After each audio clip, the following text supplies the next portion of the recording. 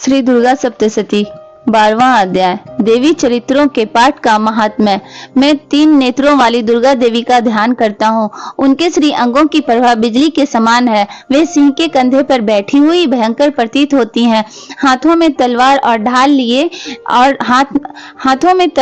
ढाल लिए अनेक कन्याएं उनकी सेवा में खड़ी हैं।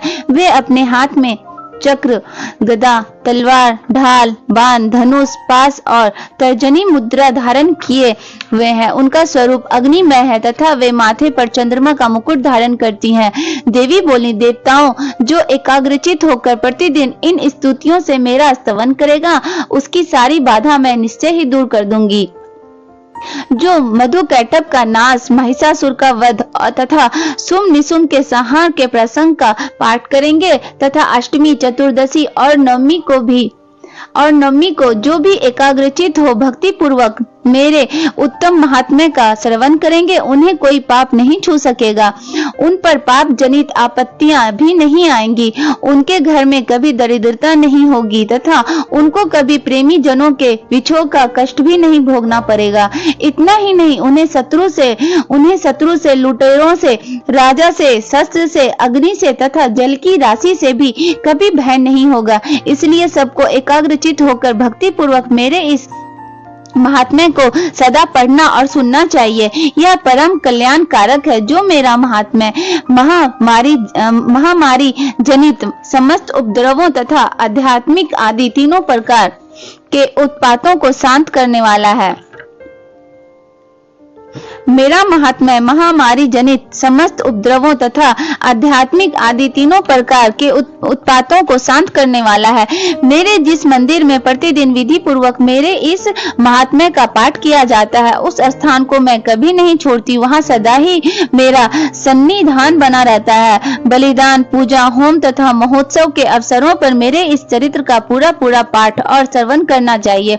ऐसा करने पर मनुष्य विधि को जानकर या बिना जाने भी मेरे लिए जो बलि, पूजा या होम आदि करेगा, उसे मैं बड़ी प्रसन्नता के साथ ग्रहण करूंगी। शरद काल में जो वार्षिक महापूजा की जाती है, उस अवसर पर जो मेरे इस महात्म्य को भक्ति पूर्वक सुनेगा, वह मनुष्य मेरे प्रसाद से सब बाधाओं से मुक्त तथा धन, धान्य एवं पुत्र से संपन्न होगा। इसमें तनिक भी संदेह नहीं है।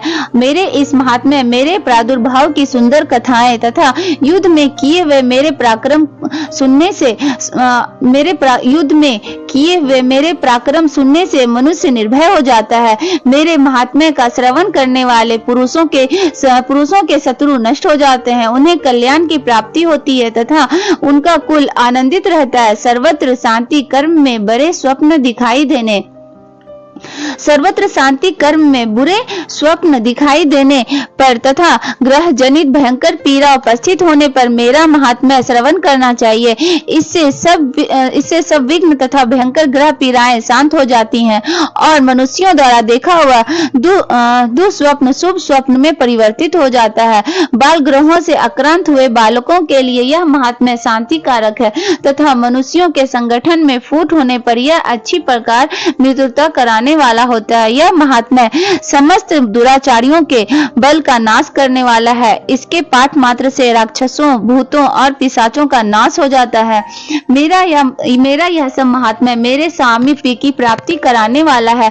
पशु, पुष्प, अर्घ्य, धूप, दीप, गंध आदि उत्तम सामग्रियों द्वारा पूजन करने से, ब्राह्मणों को भोजन कराने से, होम कराने से, प्रतिदिन अभिषेक कराने से, नाना प्रकार के अन्य भोगों का अर्पण करने से तथा दान देने आदि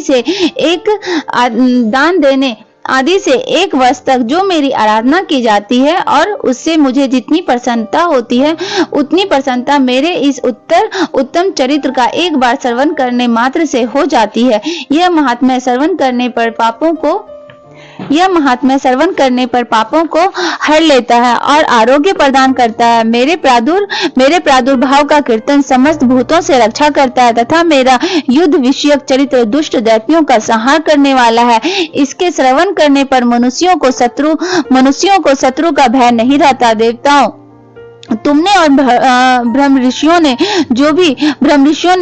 जो मेरी स्तुतियां की है वो तथा ब्रह्मा जी ने जो स्तुतियां की है वे सभी कल्याणमयी बुद्धि प्रदान करती है। वन में, सूने मार्ग में अथवा दावानल से घिर जाने पर, निर्जन स्थान में लुटेरों के दाव में पड़ जाने पर या शत्रुओं से पकड़े जाने पर अथवा जंगल में सिंह, व्याघ्र या जंगली हाथियों के पीछा करने पर, कुपित राजा के आदेश से वध या बंधन के स्थान में ले जाने पर अथवा महासागर में नाव पर बैठने के बाद भारी तूफान से नाव के डगमग होने पर और अत्यंत भयंकर युद्ध में शस्त्रों का प्रहार होने पर अथवा वेदना से पीड़ित होने पर की बहुना सभी भयानक बाधाओं के उपस्थित होने पर जो मेरे इस चरित्र का स्मरण करता है वह मनुष्य संकट से मुक्त हो जाता है। मेरे प्रभाव से सिंह आदि हिंसक जंतु नष्ट हो जाते हैं तथा लुटेरे आदि शत्रु भी मेरे चरित्र का स्मरण करने वाले पुरुष से दूर भागते हैं तथा लुटेरे